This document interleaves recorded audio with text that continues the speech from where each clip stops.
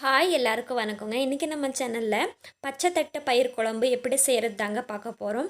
வீடியோவை ஸ்கிப் பண்ணாமல் ஃபுல்லாக பாருங்கள். அதுக்கு முன்னாடி நீங்கள் நம்மளோட சேனலை புதுசாக பார்க்குறீங்கன்னா ஜோதிஸ் லைஃப் ஸ்டைல் இன் கிச்சன் யூடியூப் சேனலை சப்ஸ்கிரைப் பண்ணிக்கோங்க. பயிர் குழம்புக்கு 1/4 கிலோ அளவு பச்சை தட்டை பயிர் எடுத்துருக்கேங்க. கூடவே ஒரு மீடியம் சைஸ் அளவு உருளைக்கிழங்கு ஸ்லைசஸ் சேர்த்துக்கிறேங்க. 2 பீன்ஸ் நல்ல ஸ்லைசஸாக சேர்த்துக்கிறேங்க. 1/4 டேபிள் ஸ்பூன் அளவு மஞ்சள் பொடி, டேஸ்ட்டுக்கு தகுந்தான உப்பு, கூடவே நான் 2 கிளாஸ் அளவு தண்ணி சேர்த்துக்கிறேங்க. நீங்கள் எவ்வளோ அளவு பச்சை தட்டு பயிர் எடுத்துருக்கீங்களோ அவ்வளோ அளவு தண்ணி சேர்த்துக்கோங்க. கூடவே நான் 1 டேபிள் ஸ்பூன் அளவு எண்ணெய் சேர்த்துக்கிறேங்க. ஏன்னா குக்கர் விசில் வரப்போ சாம்பார் பொங்கி வராமல் இருக்க. இப்போ இதை நல்லா ஒரு விசில் விட்டு எடுத்துக்கலாங்க.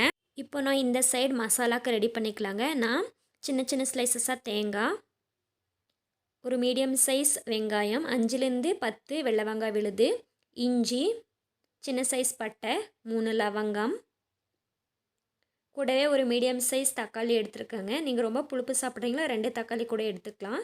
இப்போ 1 டேபிள் ஸ்பூன் அளவு red chilli powder, 1 table spoon அளவு கரம் மசாலா, 1 டேபிள் ஸ்பூன் அளவு கொத்தமல்லி பவுடர், கூடவே கொத்தமல்லி விழுது சேர்த்துட்டு கொஞ்சமாக தண்ணி சேர்த்துட்டு நல்லா அரைச்சிக்கலாங்க. ரொம்ப நைஸாக அரைச்சிக்காதீங்க.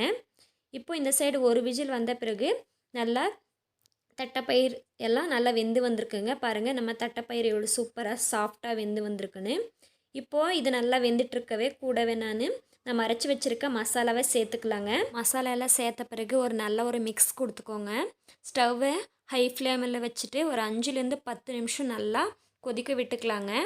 10 நிமிஷம் அப்போல ஆகியிருக்கு. பாருங்கள் எவ்வளோ சூப்பராக நல்லா கொதிச்சு வந்திருக்கு. குழம்பு கூட கெட்டியாக இருக்குங்க. இது இந்த சைடு கொதிச்சிட்ருக்கப்பவே இன்னொரு சைடு நான் தாளிக்கிறதுக்கு ரெடி பண்ணிக்கிறேங்க. நான் ஒரு கடாயை நல்லா சூடு பண்ணிவிட்டு 2 டேபிள் ஸ்பூன் அளவு எண்ணெய் நல்லா சூடானதோ கடுகு நல்லா பொரிஞ்சு வந்ததும் வெங்காயம் சேர்த்துக்கிறேங்க. இந்த வெங்காயம் நல்லா பொன்னிறம் ஆகிற மாதிரி நல்லா வதக்கிக்கோங்க. கூடவே நான் கருவேப்பிலை விழுது கூட சேர்த்துட்டு அதோட பச்சை வாசனையெல்லாம் போகிற மாதிரி நல்லா வதக்கிக்கிறேங்க. நல்லா பொன்னிறம் ஆகிற வரைக்கும் நல்லா வதக்கிக்கோங்க. பாருங்கள் ஒரு 2 நிமிஷம் போல் ஆயிருக்கு. நல்லா பொன்னிறம் போல் நல்லா சேர்ந்து வதங்கி வந்திருக்குங்க.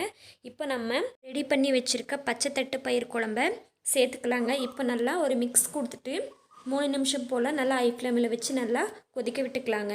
நல்லா 3 நிமிஷம் கொதித்த பிறகு ஸ்டவ்வை ஆஃப் பண்ணிக்கலாங்க. பாருங்கள் இப்போ நம்மளோட பச்சை தட்டு பயிர் குழம்பு ரெடி ஆயிடுச்சுங்க. ரொம்ப சூப்பரான டேஸ்ட்டாக கூட வந்திருந்தது. ரைஸோட களியோடு சேர்த்து சாப்பிட்டா ரொம்ப ரொம்ப சூப்பராக இருக்கும். நீங்களும் கூட உங்கள் வீட்டில் ஒரு டைம் ட்ரை பண்ணி பார்த்துட்டு ரிவ்யூவை கமெண்ட் பாக்ஸில் தெரிய வைங்க.